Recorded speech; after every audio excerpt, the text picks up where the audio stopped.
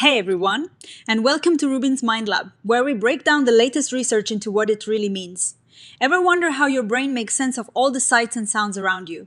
What if we told you there is a way to actually see what your brain is thinking by looking at brain scans? Today we're diving deep into a super cool technique called Voxelwise Encoding Models, or VEM for short. Imagine trying to understand a complex symphony. Instead of just saying, it is music, VEM helps us figure out which instrument plays which note, and how they all fit together to create the whole piece.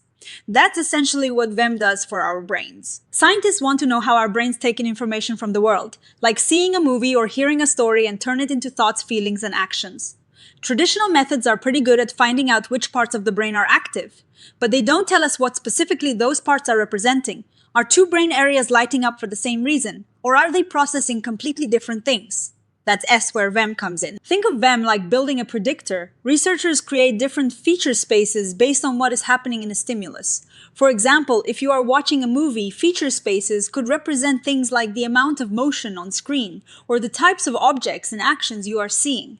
Then, they use a fancy type of math called linear regression, basically drawing a straight line through data points to see if these features can predict your brain activity in a specific spot or voxel in your brain. If they can, it means your brain is likely representing those features. A really important part of this is making sure the predictions are real and not just a fluke. So, they train their prediction model on one set of data and then test it on a completely new set that the model has never seen before. If it still predicts well, then they know their model is on the right track. This is super important for making sure science findings are reliable and can be repeated. This whole process uses smart data science techniques to make sure the results are accurate and trustworthy. They carefully collect and process the brain data, making sure to reduce noise from things like head movements or even breathing. It is all about getting the clearest possible signal from the brain. So, how do they actually do this? First, like any good science project, you need a solid experiment design. The amazing thing about VEM is its flexibility. It can work with all sorts of experiments, from simple setups with carefully controlled stimuli to really complex, messy real-world situations like watching a movie or playing a video game. For example, the study uses a movie-watching experiment. Participants watch short, silent movie clips, and while they're watching, their brain activity is scanned using fMRI. This is a naturalistic approach because movies are complex and dynamic. Just like real life, it is not just showing a single picture, it is a continuous stream of information. They need to make sure the stimuli they use are interesting enough to get the brain engaged, but also varied enough to test different hypotheses. The movie clips used in this study were chosen carefully to contain a wide range of objects, actions, and scenes so they could test what the brain represents. One of the coolest parts is that VEM can be done for each person individually. Most brain research pools data from many people to find average effects. But that can sometimes hide what is going on in any single person's brain. VEM allows them to look at the unique way each individual's brain works, which is pretty mind-blowing. Of course, to get good results, you need good data. This means paying close attention to how the fMRI scanner is used. They talk a lot about signal-to-noise ratio, or SNR. Think of it like trying to hear a whisper in a noisy room. The signal is the brain activity they care about, and the noise is everything else scanner artifacts, a participant shifting their position, even the person's heartbeat. High SNR means the signal is clear and easy to pick out from the noise. Moving around in the scanner is a big source of noise. Even tiny movements can mess up the brain scans. That is why they talk about using custom headrests called head cases to keep participants as still as possible. It sounds simple, but it is crucial for getting clean data. Your body's own processes, like breathing and your heart beating, also create noise in the fMRI signal. They can even monitor these things during the scan to try and account for this physiological noise. And then there is noise from the scanner itself. The magnets and equipment can heat up, causing subtle shifts in the signal over time. They have ways to correct for this too, mostly through math during the data cleaning phase. After collecting the raw data, it needs a lot of cleaning and preparing before they can even start building their models. This is called pre-processing. They use a bunch of steps to fix any wobbly bits in the brain scans caused by movement, correct for how the scanner can distort images, and make sure all the scans from different times line up properly. On the time side of things, they smooth out slow drifts in the signal, remove noise from bodily functions, and then normalize the data so it's all on a similar scale.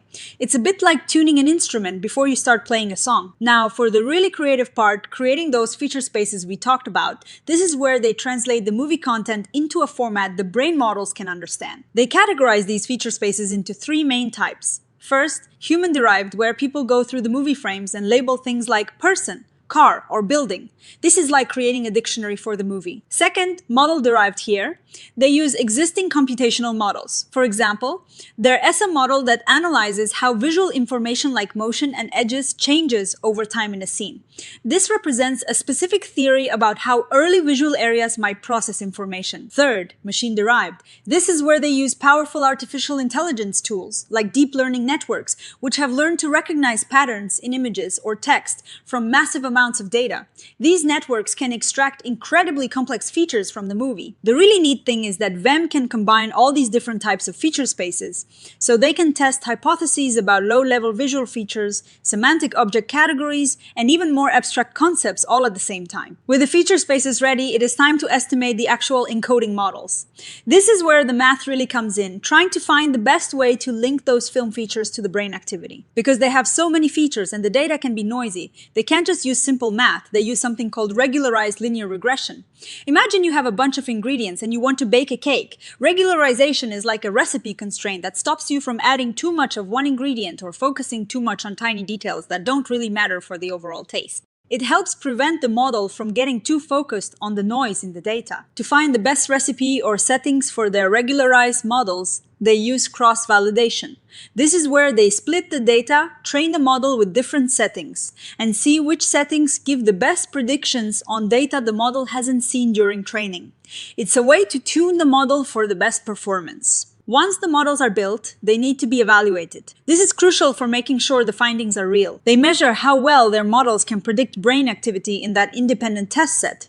If the predictions are good, it means the model has learned something meaningful about how the brain represents the movie. Two key metrics they use are R-squared and the correlation coefficient. Essentially, these tell them how much of the brain activity variation the model can explain. A higher number means the model is doing a better job. They also have clever ways to account for the noise in the data when evaluating their models. They estimate a noise floor, the minimum prediction accuracy you'd expect by chance, and the noise ceiling, the maximum possible accuracy given the inherent noise. This helps them interpret the prediction accuracy, scores more accurately. This is where the real discoveries happen. By comparing how well models built with different feature spaces predict brain activity, they can test specific hypotheses. For instance, they compare a model using motion energy features against the model using semantic wordnet features.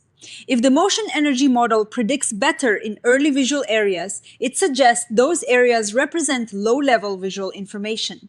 If the wordnet model predicts better in higher visual areas, it implies those areas represent more abstract semantic information about objects and actions. They also use a method called banded ridge regression to model multiple feature spaces at once.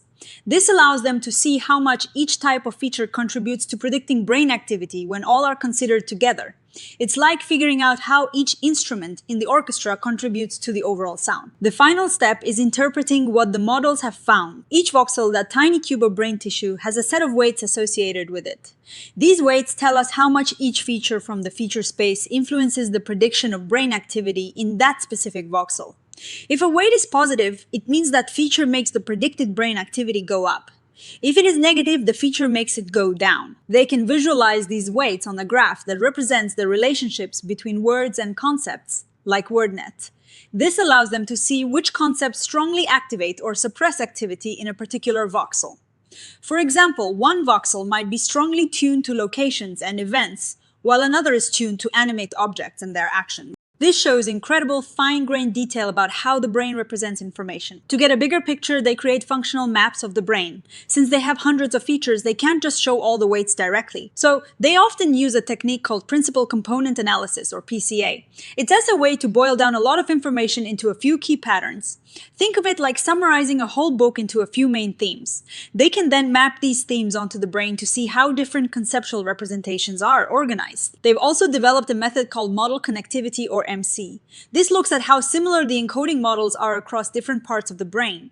Areas with similar encoding models are likely part of the same functional network. And to help us all explore these complex findings, they use interactive visualization tools. You can actually go online and look at these brain maps yourself, zooming in on different areas and seeing how they respond to different kinds of information. So, what is the big takeaway here? The Voxelwise Encoding Model framework is a super powerful way to understand how our brains represent information.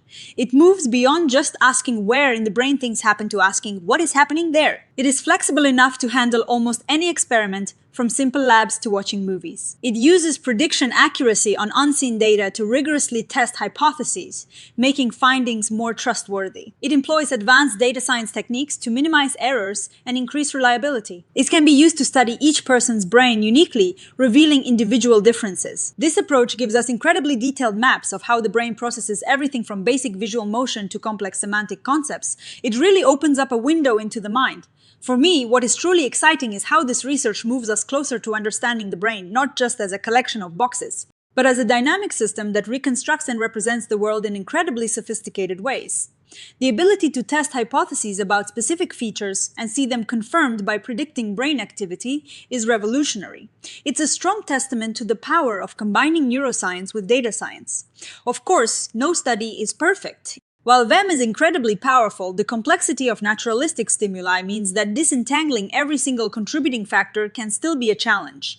And while they do their best to correct for noise, it's always a presence in fMRI data. Future research could build on this by exploring even more abstract features like emotions or intentions. And seeing how those are represented, they could also continue to refine the AI models used to derive features, perhaps leading to even more precise predictions. This VEM framework is a huge step forward in cognitive neuroscience. It's giving us a clearer map of the mind than ever before. If you found this fascinating, give this video a thumbs up. Let me know in the comments what you think about watching movies to understand your brain. And don't forget to subscribe to RUBIN'S Mind Lab for more mind-bending science breakdowns. Thanks for watching, and I'll see you in the next one.